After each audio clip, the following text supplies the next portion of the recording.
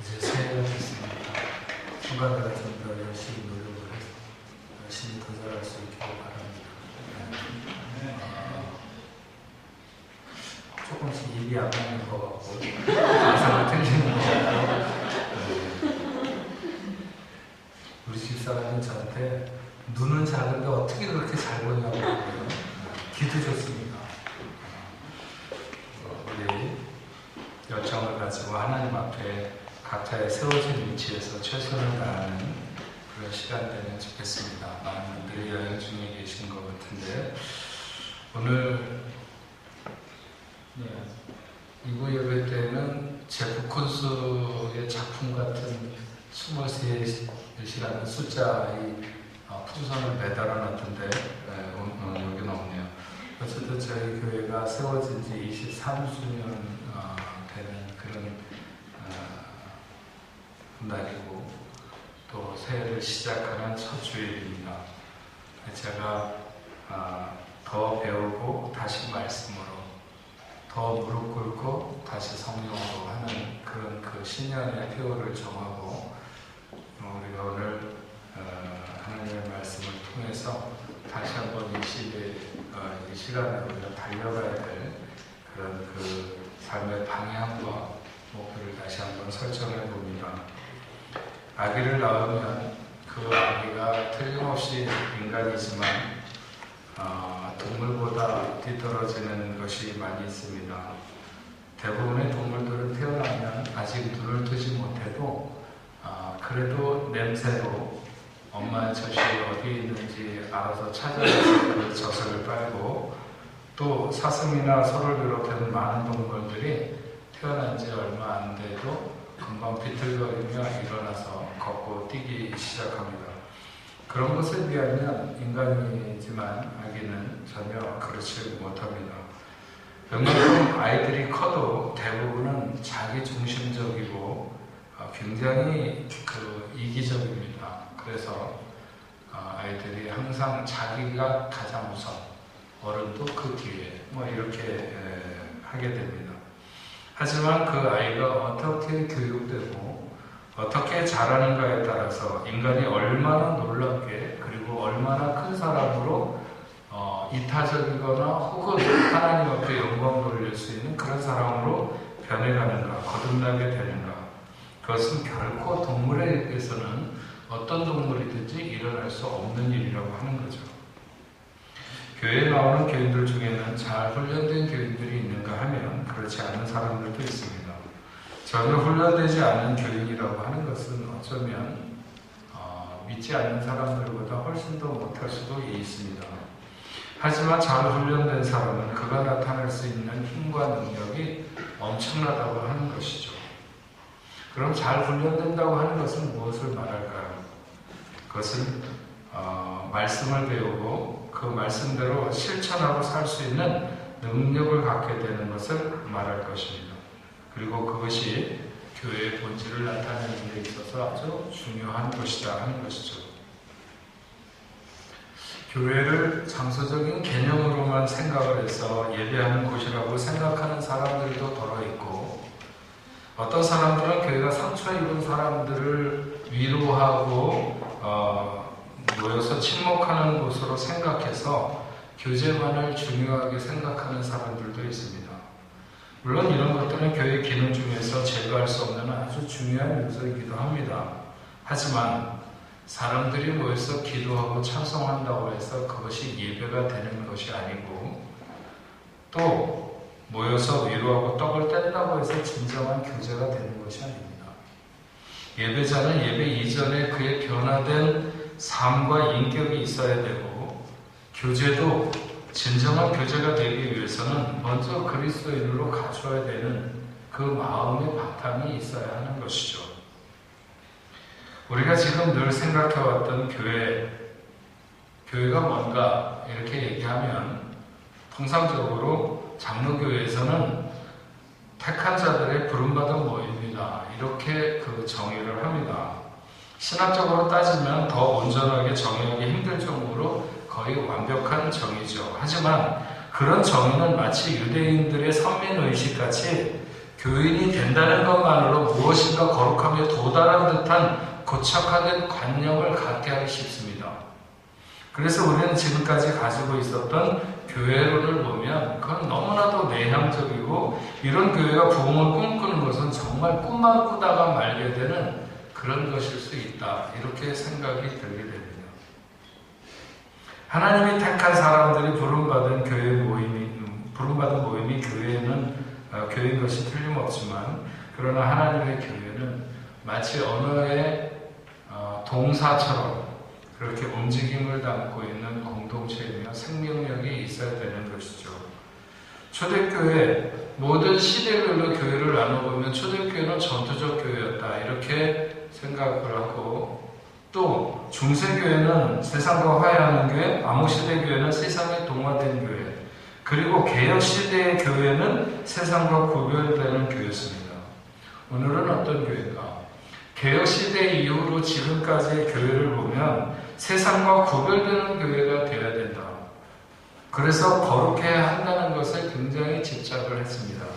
그러나 그것은 교회가 세상으로부터 어떤 면에서 고립을 가져왔고, 교회는 세상에 대한 책임과 소명의식으로부터 동떨어져 나가게 되는 그런 환경이 만들어졌습니다.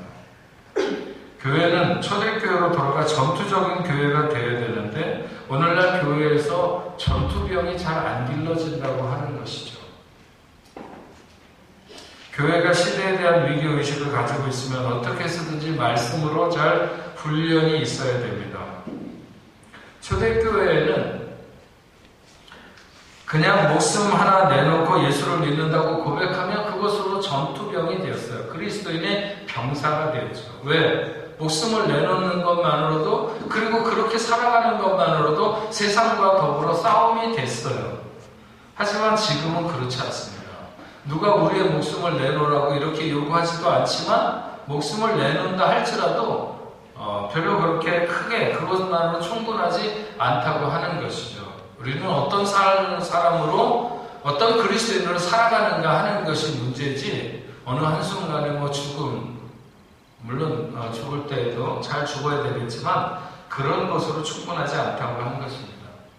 여러분, 요즘 그 중동의 아프가니스탄, 얼마 전에 있었던 그 아프가니스탄 전쟁이나 지금의 시리아라든지 중동에서 IS를 상대로 해서 일어나는 많은 싸움들, 이런 것들을 보게 되면 그 서구의 여러 가지 첨단 장비들이 많이 동원돼서 그 싸움을 하는 것을 보게 됩니다.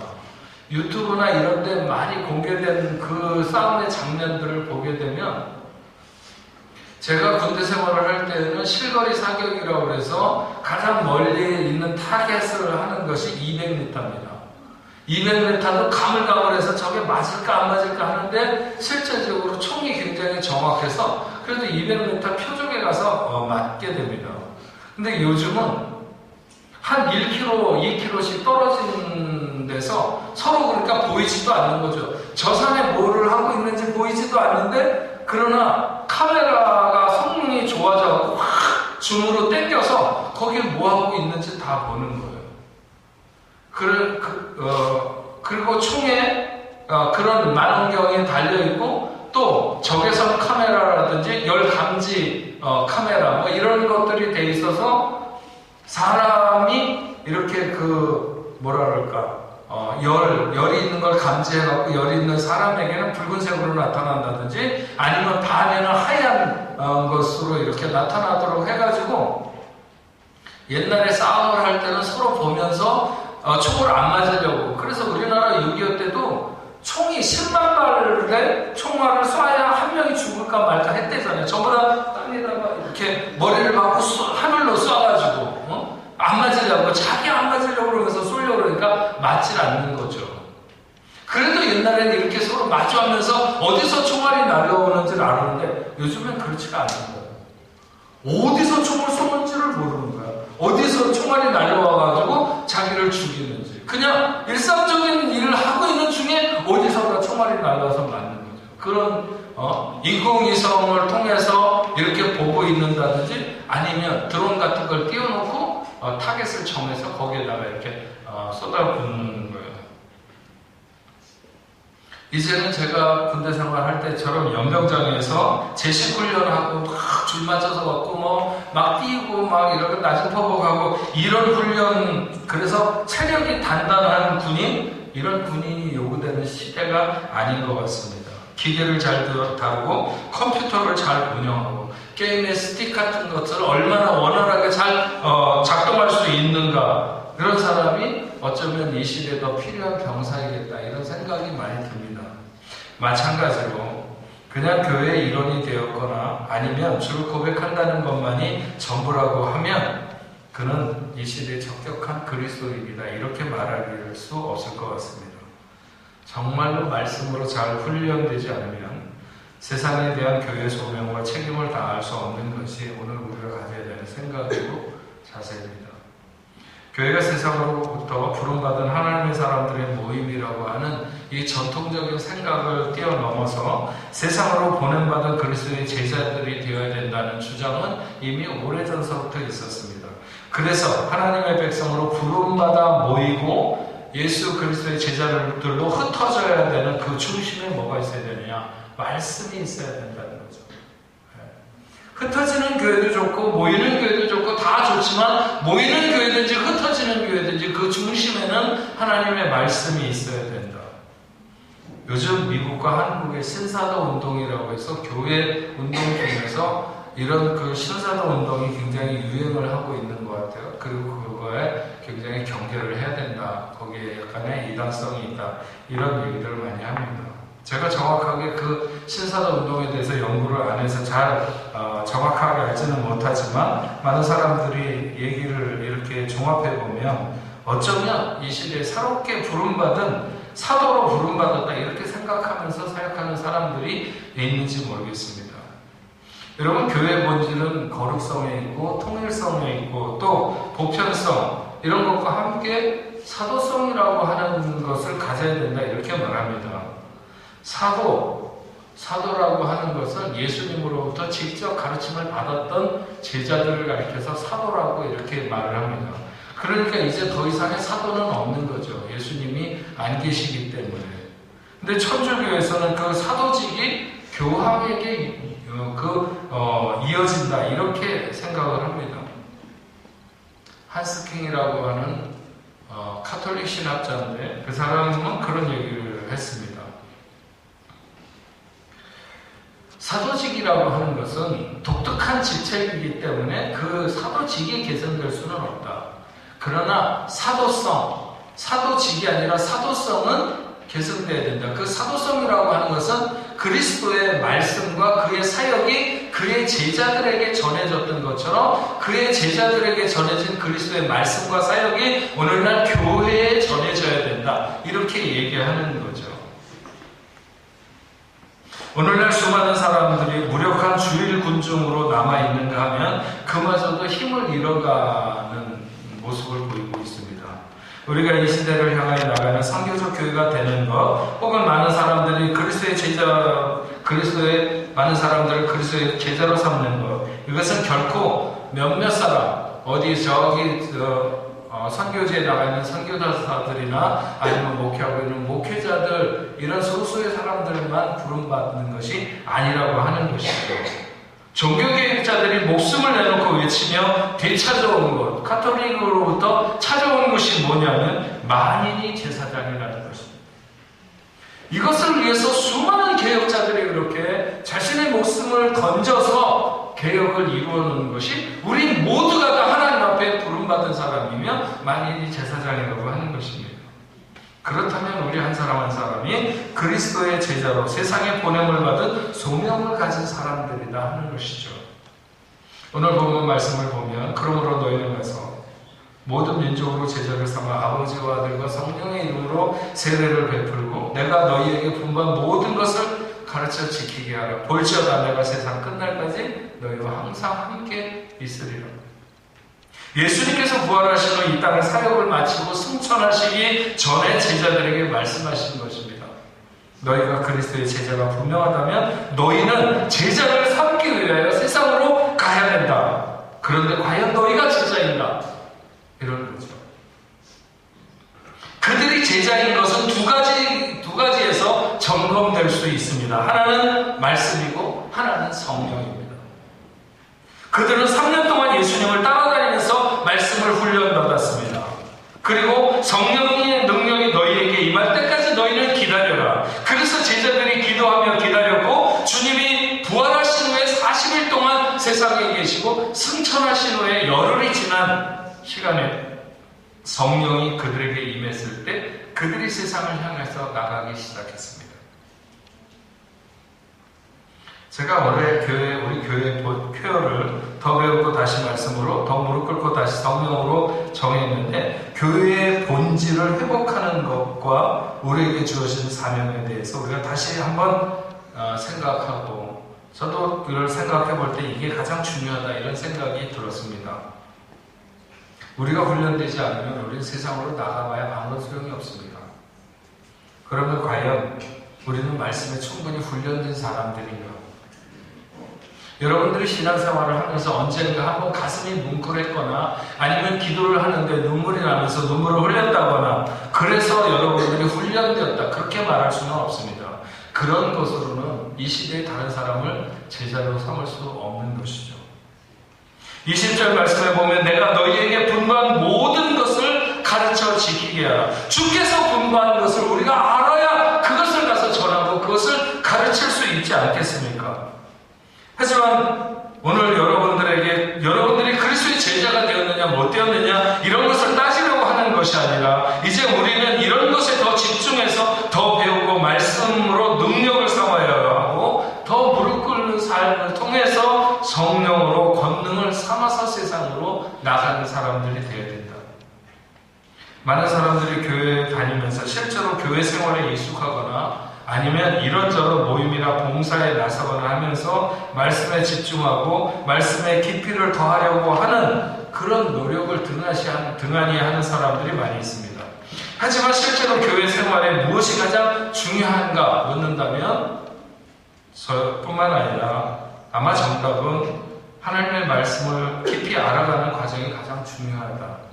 왜냐하면 말씀이 우리의 믿음을 키우는 기초가 되기 때문에 그렇습니다. 믿음은 들음에서 난다고 했죠. 하나님의 말씀을 늘 공부하며 하나님의 음성을 듣고자 하는 자의 믿음이 단단하고 그런 사람의 믿음이 늘 새롭습니다. 말씀이 없는 사람은요, 신앙생활을 하면서 보면 늘 불평이 쌓였어요. 이게 특징이에요. 이스라엘 백성들이 여리고 성을 돌 때 그들은 입을 열지 않고 돌았어요. 마지막 날 7바퀴 돌 때는 정말 힘들었겠죠. 그래도 그들은 말을 할 수가 없었어요. 좀 불평을 하면서 원망도 하면서 그렇게 투덜거리면서 돌면 훨씬 수월하게 그 성을 돌았을지도 모릅니다. 하지만 그들에게 들려진 말씀이 있었어요. 그것은 입을 열지 말고 말하지 말라고 하는 것이었어요. 그 말씀이 있었기 때문에 그들은 불평하지 않았고 원망하지 않았고 그 성을 돌았으며 그래서 결국은 승리하게 되었습니다. 말씀이 살아있는 사람들은 믿음을 내보일 수가 있어요.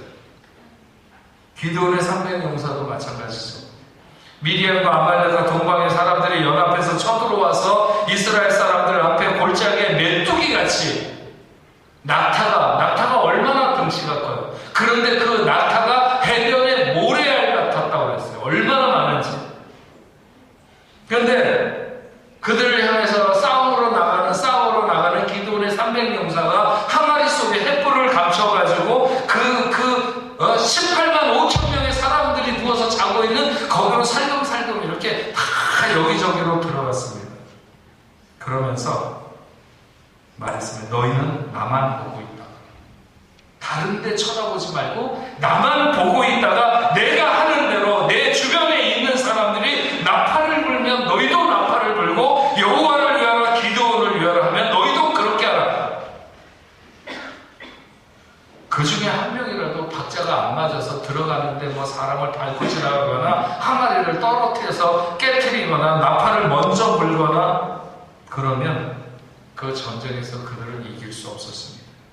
그런데 그들 모두가 기드온이 하는 대로 기드온을 중심해서 그를 바라보고 있다가 그 명령에 따라서 일사불란하게 움직여서 나팔을 불고 소리를 지르고 항아리를 깨서 횃불을 들게 될 때 5,000명을 이기는 놀라운 싸움을 하게 되는 거죠. 여러분, 말씀을 공부하지 않으면 늘 영적인 어린아이 수준에서 단단한 음식을 먹지 못합니다. 단단한 음식이라고 하는 게 뭘까요? 그것은 복음의 내용에 정통하지 못하고 복음의 내용을 바로 알지 못하고 교리에 대해서도 밟고 그래서 인생의 목적과 가치에 대해서 체계가 잡혀서 남에게 전달해 줄 수 있는 정도의 수준이 된 내가 무엇을 위해서 살고 어디를 향해서 가는가 하는 정도는 분명하게 체계가 갖추어서 그런 것을 남에게 전달해 줄 수 있는 사람 정도가 될 때 우리는 단단한 음식을 먹는다. 이렇게 말할 수 있습니다. 여러분, 새해에는 좀 더 말씀과 깊이 동행하는 삶이 되시는 여러분 되시면 좋겠습니다.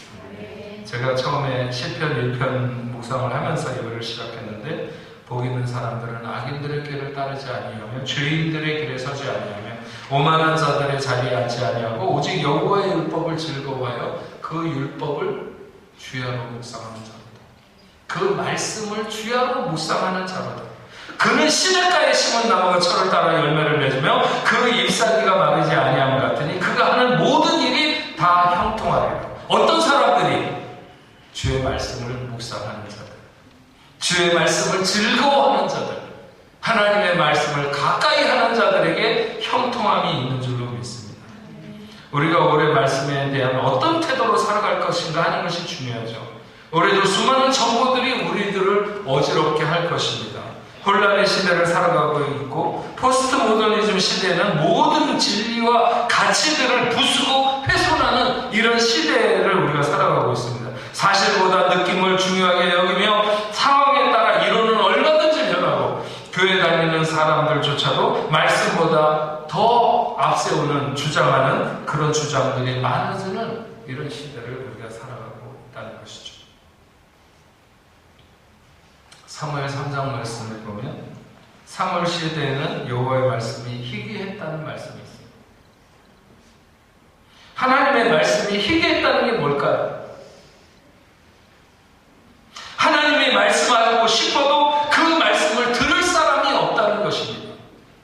그런 시대는 하나님이 더 말씀하고 싶은데 하나님의 말씀을 해도 들을 사람이 없다. 그래서 하나님은 그 시대에 아직 준비가 안 된 어린 꼬마였던 사무엘을 불러서 그에게 말씀하시는 것을 알 수 있습니다.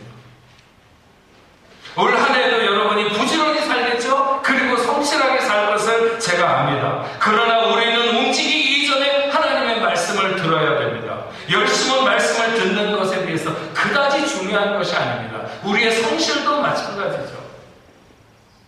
마리아와 마르다 중에서 열심은 마르다에게 있었습니다. 그러나 주님은 마리아를 칭찬하셨습니다. 말씀을 듣기를 원하는 사람, 말씀을 깨닫기를 원하는 사람. 왜? 그 시대에 그게 중요했으니까. 그 시간에. 민수기 9장 19절부터 23절 말씀을 읽어드리겠습니다. 구름이 성막 위에 머무는 날이 오를 때에는 이스라엘 자손이 여호와의 명령을 지켜 행진하지 아니하였으며 혹시 구름이 성막 위에 머무는 날이 적을 때에도 그들이 다만 여호와의 명령을 따라 진영에 머물고 여호와의 명령을 따라 행진하였으며 혹시 구름이 저녁부터 아침까지 있다가 아침에 그 구름이 떠오를 때에는 그들이 행진하였고 구름이 밤낮 있다가 떠오르면 행진하였으며 이틀이든지 한 달이든지 1년이든지 구름이 성막 위에 머물러 있을 동안에는 이스라엘 자손이 진영에 머물고 행진하지 아니하다가 떠오르면 행진하였으니 곧 그들이 여호와의 명령을 따라 진을 치며 여호와의 명령을 따라 행진하고 또 모세를 통하여 이르신 여호와의 명령을 따라 여호와의 직임을 지켰더라. 세상에는 자기의 의지대로 일어서거나 자기의 의지대로 살아가려고 하는 사람들이 많이 있습니다. 그러나 주님의 인도를 받는 사람들은 하나님의 말씀을 먼저 듣고 그 말씀을 따라 움직이는 것이 매우 중요하죠. 이스라엘 백성들은 성막에 머무는 동안 구름이 떠오르는 것을 보면 일어났습니다. 그래서 그 길을 갔죠. 근데 어제 저녁에 멈췄는데 오늘 아침에 구름이 또 떠오르는 거예요.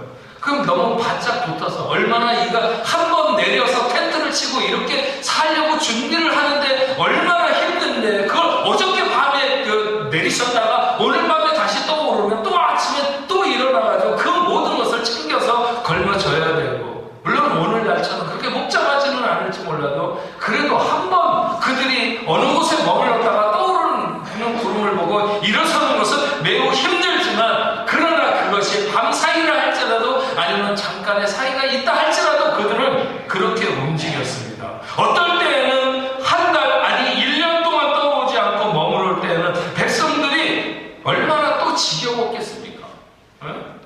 뭐 볼 게 있습니까? 아니면 그 뜨거운 때앞에 빨리 좀 우리가 갈 길을 가서 어딘가 도착해야 되는데 이렇게 1년씩이나 머물고 있으면 얼마나 답답할까? 그래서 자기 마음대로 빨리 가자거나 이러는 사람들, 이런 생각이 그들에게 왜 없었겠습니까? 그래도 그들에게 주어지는 원칙은 성막의 구름이 떠오르면 그러면 움직이도록 되어 있는 것이죠.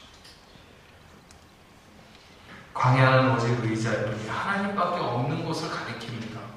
하나님의 말씀만이 그들의 생명의 양식을 내리게 했고, 하나님의 말씀만이 그들의 생명수를 공급했습니다. 우리가 살아가는 2019년 한 해도 광야 같은 세상이겠지만 철저하게 말씀대로 살겠다는 의지를 가질 때 하나님이 어떤 환경에서도 우리의 보호자가 되시고 우리의 생명이 되셔서 우리를 이끌어 주실 줄 믿습니다.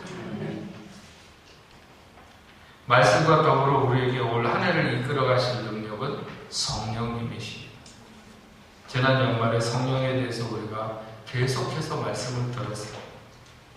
오늘 말씀에도 보면 바로 앞 18절에 예수께서 나와 말씀하여 이르시되 하늘과 땅의 모든 권세를 내게 주셨습니다.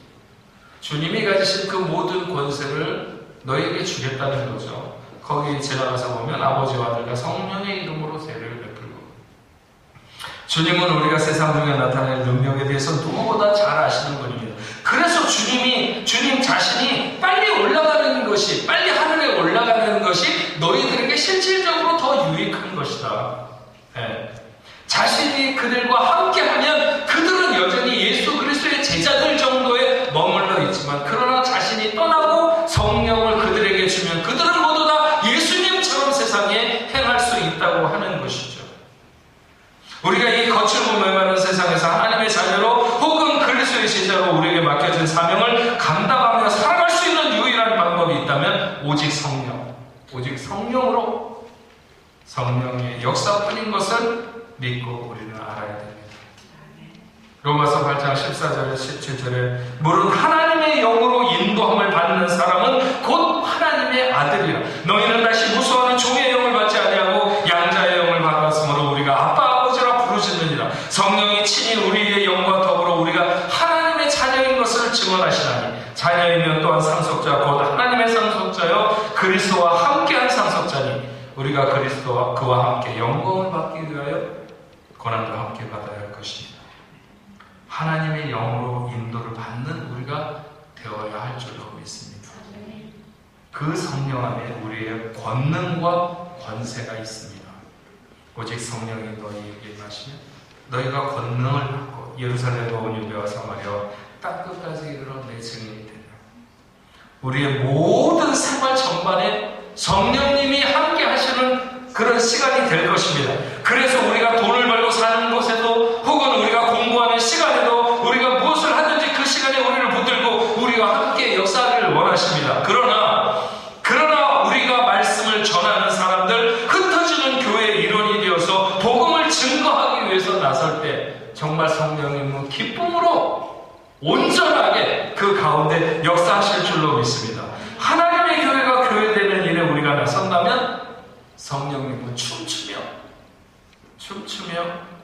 함께 하실 권능으로 역사를 나타내실 것입니다. 여러분들은 하나님 앞에서 여러분을 정말 고민하게 하는 문제,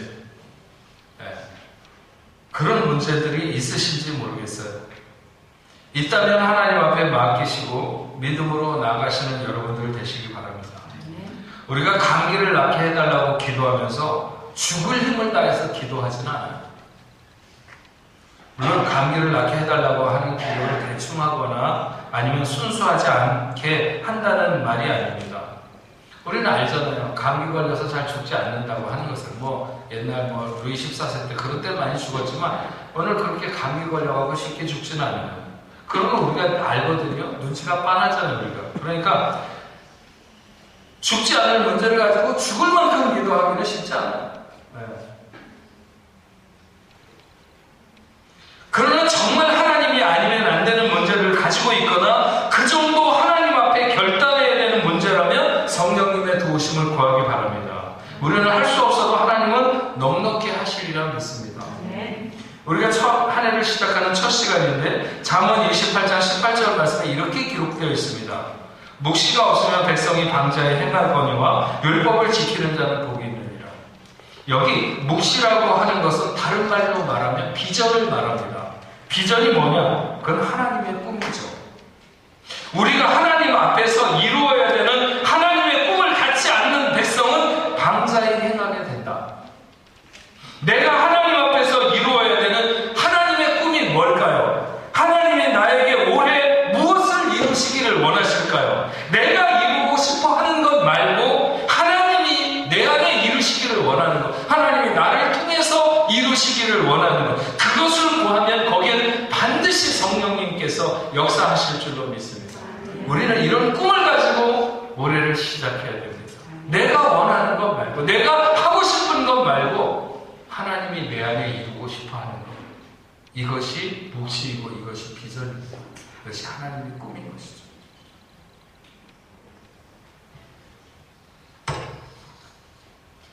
우리는 되는 대로 사는 인생을 유별난 사람으로 생각할 필요가 없습니다. 묵시가 없이 그냥 내 꿈을 쫓아서 사는 사람들이 다 되는 대로 살아가는 사람들입니다. 성령이 역사하지 않으시면 이룰 수 없는 꿈들을 품고 하나님 앞에 간절히 기도하면서 하나님이 이루어 주시기를 소망하는 삶, 그것보다 아름다운 삶은 없습니다.